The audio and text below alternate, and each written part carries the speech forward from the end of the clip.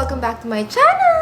Ayun nga po, naisipan kong gumawa ng isa pang version ng everyday makeup. Medyo lagi ko itong nakikita sa mga Korean YouTubers na pinapanood ko. Medyo ganito yung style na mag-makeup. I've been wanting to do something new in terms of my everyday makeup routine. Change it up a little bit. Hindi naman to like drastic difference, pero iba siya dun sa everyday makeup look ko nga na in-upload ko a couple of months ago. So if you wanna check that out, I'm gonna link it down below. Itong version na to, medyo mas pa-cute, pero mas youthful yung itsura niya. And ito rin yung makeup na nakikita ko na sinusuot ng mga TikTok famous girls. Yung mga parang naturally pretty lang. Like, di ko ma-explain. Pero I'm gonna try to recreate that look today. So, for my moisturizer slash base, I'm gonna be using Glossier Future Dew.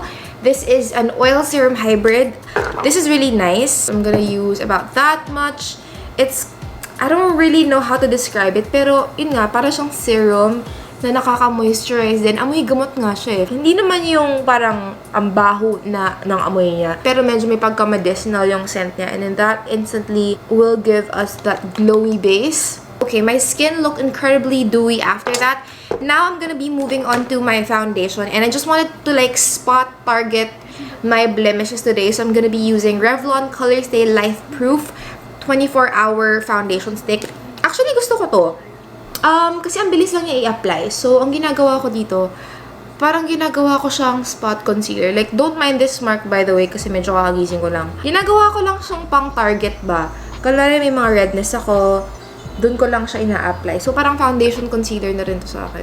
And gusto ko siya guys kasi ang bilis lang niya i-blend. Tapos, okay naman din yung finish niya sa balat ko. So, I do about that much. I'm just using a brush. Para talaga nakapush yung product sa skin, I like using a brush. You really want to make sure that the product is pushed sa skin mo and then let your good skin breathe. Focus on the areas na kailangan mo ng coverage and then work your brush on that area and don't forget to spread the product. Concealer, I'm gonna be using SUPERSTAY dun sa mga areas na kailangan pa ng coverage. Pero hindi ko naman sobrang dadamihan. Like, I still want this look to be somewhat natural while covering whatever it is that I need to cover. Pero alam mo yung natural finish pa din. So, ayun yung parang peg natin today. Yung tipong gandang natural na mabilis sumikat sa TikTok. Yung ganun. So, I'm gonna use Maybelline Fit Me Concealer underneath my eyes. But we just want a little bit of this. I'm using my sponge. This is from Shop Miss A. Ito yung PAWPAW blender nila. Mura lang to, nasa 100 plus. I'm pretty sure available siya sa Lazada, available sa Shopee. Yung SUPERSTAY, tsaka yung Fit Me, iba sila kasi yung SUPERSTAY mas heavy duty siya. Although hindi naman sasabihin mo sobrang heavy duty, kita mo pa rin nga yung blemish ko.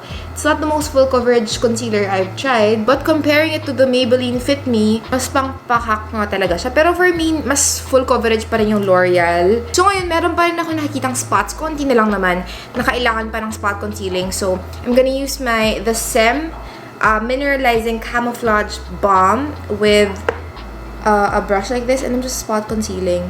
I feel like I'm looking a little bit too dewy. Medyo sobra akong shiny. So I'm gonna be powdering down using the Bench Beauty finishing powder. You guys already know how much I love this one. Lightly lang naman. Di naman yung OA na setting. But you do wanna set it down para lang magtagal yung makeup. Miss ko na mag-yaw-yaw. Gusto ko ng yaw-yaw. Yogurt. As you can see, na-set down niya talaga.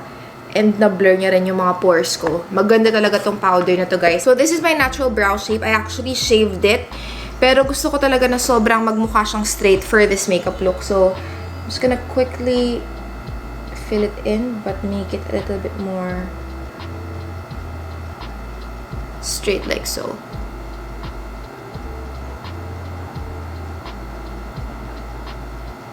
Try nyo tong makeup na to guys, tapos itag nyo ako if ever ginawa nyo to. Sobrang ganda tignan, as in, for some reason, sobrang flattering niya lang. So now we are moving on to the eyes, and sobrang dali lang nito guys, pero it makes all the difference, at least for me. I'm gonna be using my ABH Sultry palette, but you can use whatever you have, of course. Gusto ko lang yung mga tones dito kasi sobrang useful itong twig, itong dystopian, slate, and then you have a black color. I'm just gonna be using a mixture of twig and dystopian.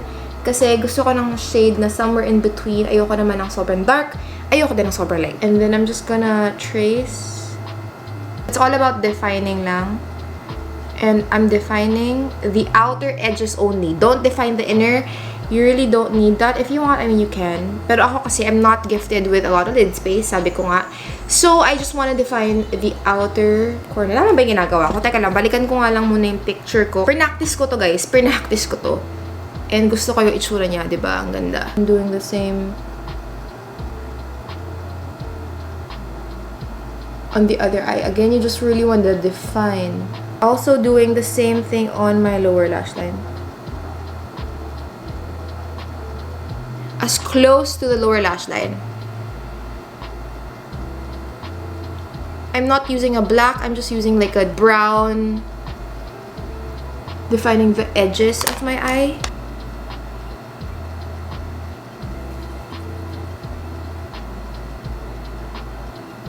So, sobrang dali lang nun. Now, I'm gonna curl my lashes. So, sobrang dali nitong look na to. Baka isipin nyo, wala naman nagbago, wala naman nag-iba. Pero I swear, meron talaga. Like, iba yung blooming factor niya. Basta parang nakakaaliwalas lang na ewan. This is important. Apply mascara on both your top and bottom lashes.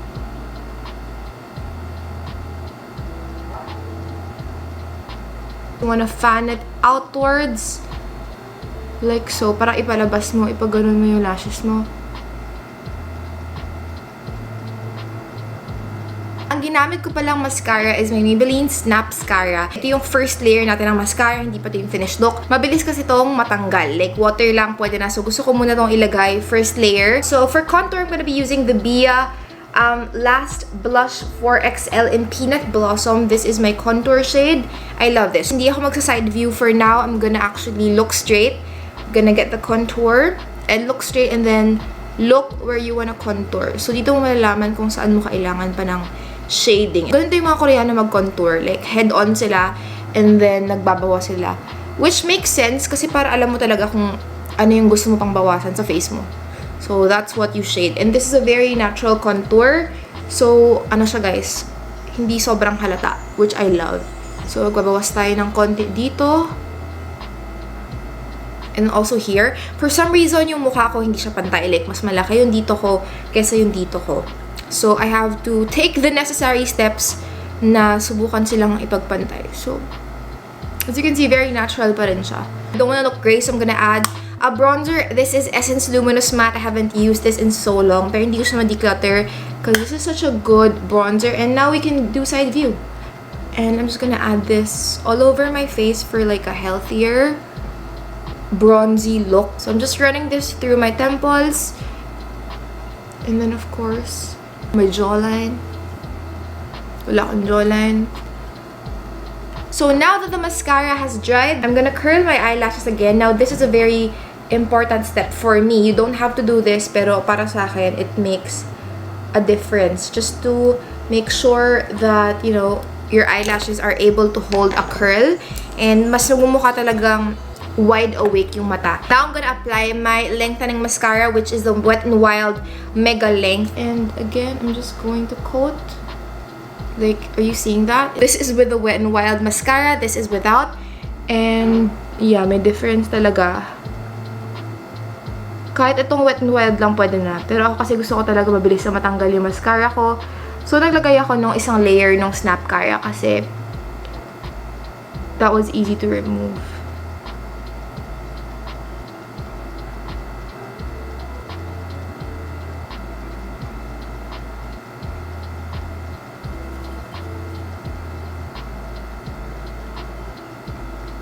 So now, dun sa step na nakadagdag para sa akin. So mag-eyeliner ako pero konting-konti lang. And I'm actually just gonna add it on the wing of my eye. Kind of like as an extension. Hindi nyo man nakita, hindi siya nag-record.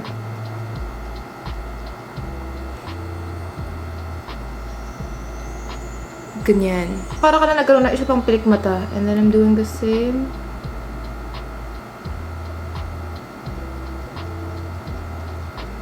So that's that. Parang nag-extend lang ako ng isa pang para mas maging fluttery. So I'm gonna be getting dystopian. And again, twig. Konti lang. And ito na naman guys. Parang wala lang nangyari. Pero I swear, it does make a difference. I'm actually gonna define this area a little bit. Yan. Just like that bit of a difference. It just changes the look so much.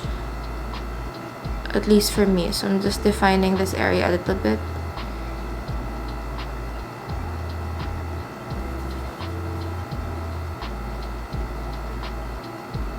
For me, even that slightest thing makes a difference. So now I'm gonna be moving back sa aking kilay, and I'm just gonna comb them down this time. Like, I want them straight. I don't want them looking mataas or anything. I want them straight, so I'm combing them down.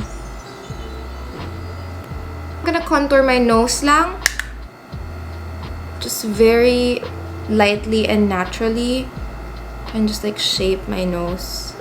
I'm using the same BBIA contour. Gustong-gusto ko yung tone kasi very natural siya. Para siyang shadow. Nabili ko lang to sa Korea. And then I'm just gonna do this type of contour. A little bit also here.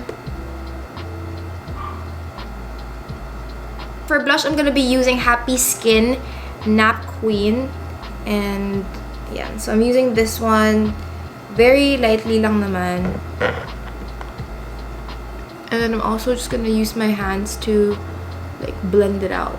Super konti lang, guys. As in, this product goes an extremely long way. You don't need a lot of it. Tapos yung natira, ilalagay ko sa kabila.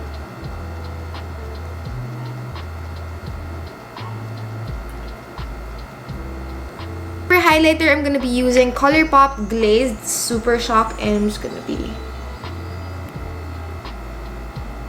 putting this on the high points of my face.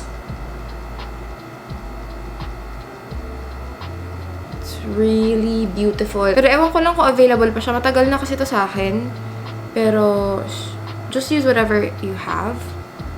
Of course. This is such a pretty highlight.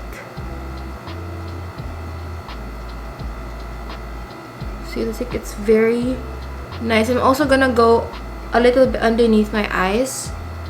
Yeah, para may kind of glowy effect. Lastly, for the lips, I'm gonna be using SUNNIESFACE in Baby Spice. Nahanap ko to. Nawala tong lipstick ito sa akin, buti nahanap ko siya.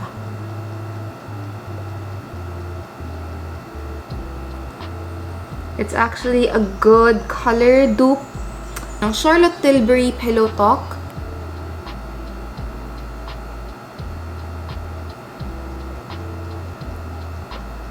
Again, it's like kind of overdoing. Last na talaga, maglalagay ako ng SUNNIESFACE Girl Crush sa gitna.